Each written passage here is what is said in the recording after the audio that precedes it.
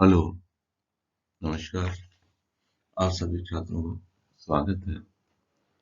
आज हम समझने का प्रयास करेंगे थर्मल, केमिकल, इलेक्ट्रिकल और mechanical property of various materials.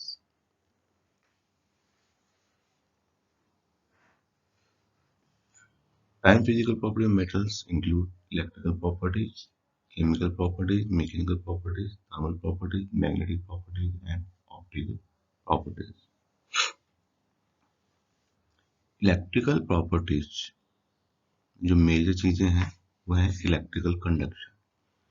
Electrical conductivity of metal is defined in terms of Eg with which a metal transmit an electrical current, यानी कि कोई भी पदार्थ जो विद्युत धारा को प्रभावित या प्रवाहित कर सकता है वो उसका इलेक्ट्रिकल कंडक्शन कहलाता है। क्योंकि अलग अलग मेटल का इलेक्ट्रिकल कंडक्शन होता है। किसी पदार्थ में इलेक्ट्रिकल विद्युत धारा अधिक प्रभावित होती है, किसी में कम होती है, क्योंकि जिसका रेजिस्टेंस ज्यादा होगा उसमें करंट प्रवाह कम होगा, जिसका रेजिस्टेंस कम होगा उसमें विद्युत प्रवाह ज्यादा होगा।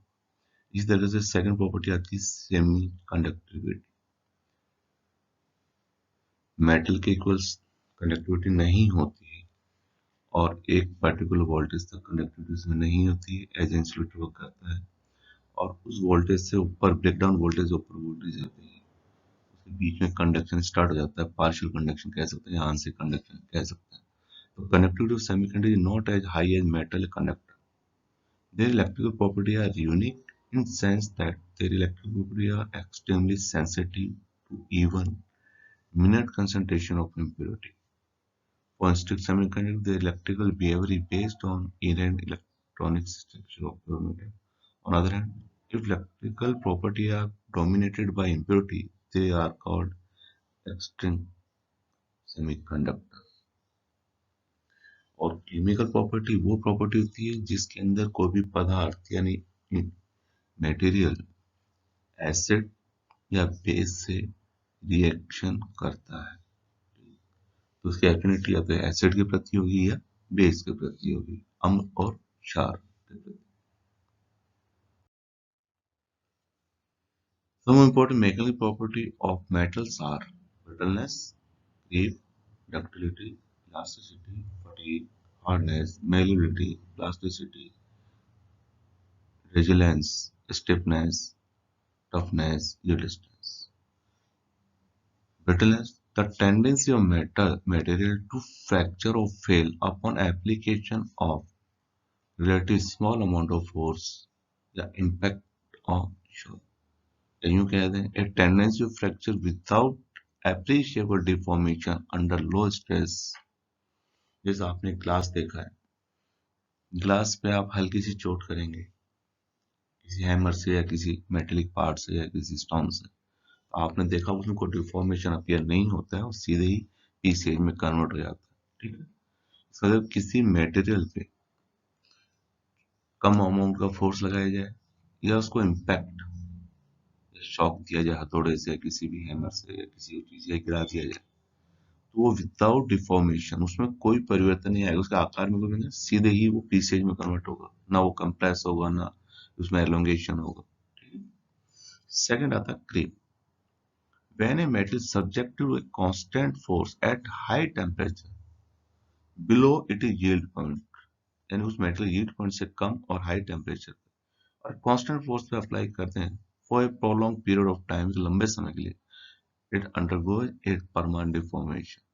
टेम्परेचर हाई है और उस पे जो फोर्स है वो उसके और एक लंबे समय के लिए उसको हम छोड़ दें तो उसमें परमानेंट डिफॉर्मेशन अपीयर होगा, वो आपका क्रीप कहलाएगा।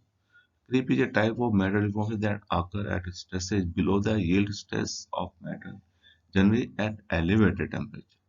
Creep is tendency of solid material to move slowly or deform permanently under influence of persistence mechanical stresses. It can occur as a result of long-term exposure of high level of stress that are still below the yield strength of material.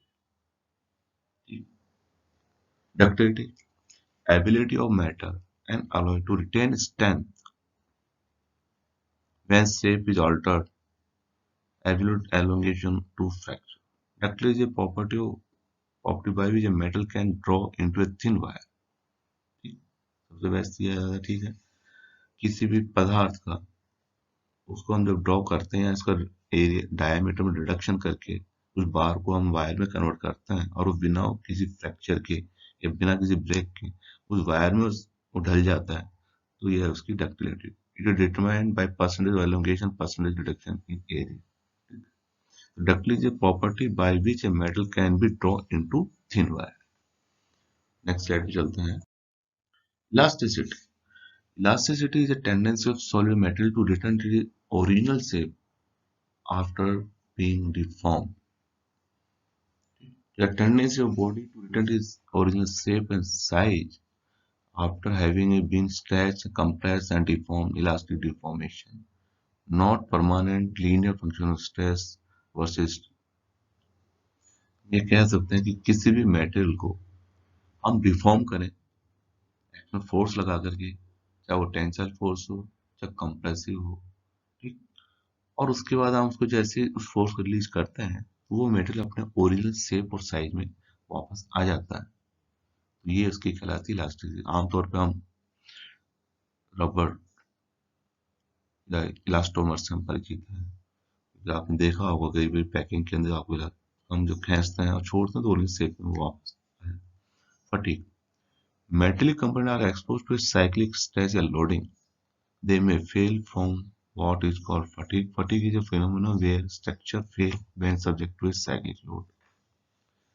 आपने सांप को rotate होते देखा होगा, या किसी truck या बस में पॉपुलर सांप को रोटेट होते देखा होगा, और या आपने रियल लाइफ में किसी सॉलिड बार को आपने किसी दो एंड से उसको सपोर्ट दिया हो या रोका हो, तो आपने देखो बीच में स्लैग बनता है।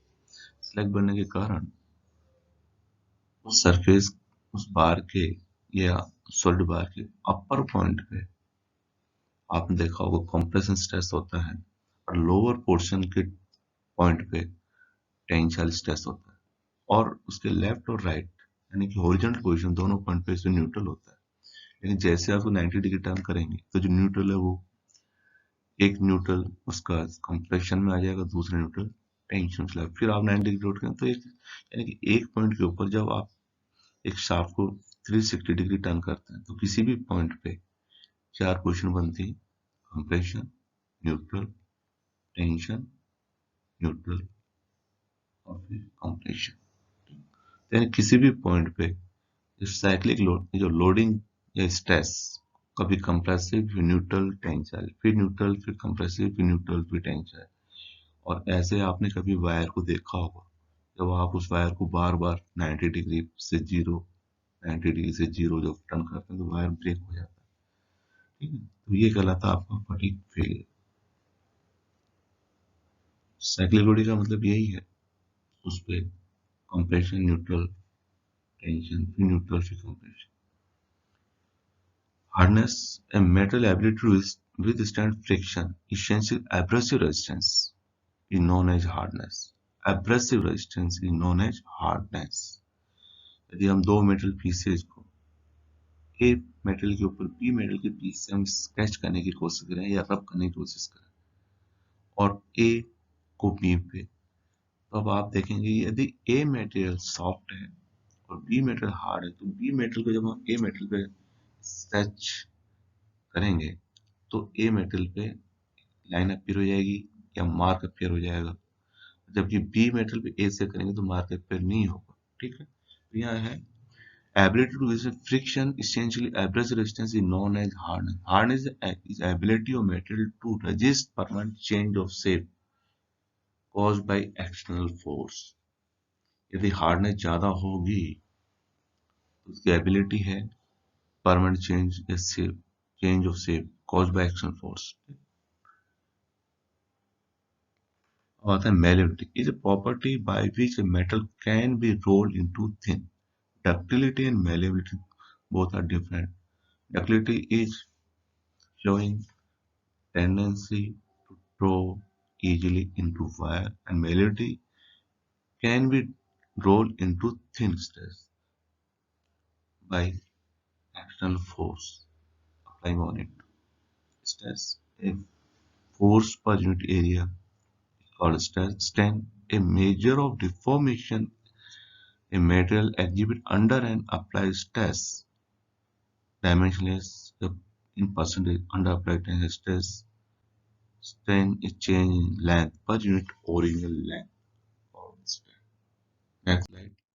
Toughness, a combined measure of strength or ductility. A metal can resist fracturing when force applied on it. Toughness requires strength as well as ductility, which allow a material to deform before fracture. Toughness, when a hug force is applied on a metal, the metal will experience a fracture. Toughness is ability to metal to resist fracture. तो कहना मतलब ये है कि किसी भी material piece के ऊपर जब किसी पॉइंट पे एक्शन फोर्स अप्लाई किया जाता है तो पर यूनिट एरिया उसकी जो एबिलिटी फोर्स विदाउट रप्चर या फ्रैक्चर सहन करने की या वियर करने की वो उसकी टफनेस है और उस लोड से एक्सेस जो लोड हो जाएगा तो वो फ्रैक्चर हो जाएगा या रप्चर हो जाएगा। यानी कि दोबारा हम एक बार देख लें। When a hug external force applied on metal, the metal will be experience a fracture. Toughness is the ability of metal to resist fracture. Plasticity, property of a certain metal by which deformation due to stress is largely retained after removal of stress and plastic deformation. Permanent deformation associated with distortion or deformation of atom. Plasticity property by which a metal retain its deformation permanently when action force apply. आपने देखा होगा elasticity में एक limit तक हम force लगाते हैं, उसके बाद जब फोर्स को रिलीज कर देते हैं तो अपने ओरिजिनल शेप में। लेकिन हम जब उस फोर्स से एक्सेस फोर्स जब लगाते हैं तो एक क्रिटिकल पॉइंट आएगा, उसके बाद में हम फोर्स को जब रिमूव कर देंगे या फोर्स को हटा देंगे उसके बाद में उसका जो एलोंगेशन जो डिफॉर्मेशन हुआ वो वापस ओरिजिनल शेप में नहीं आएगा। ये जो स्थिति होती है या जो परिस्थिति ये आपकी प्लास्टिसिटी है।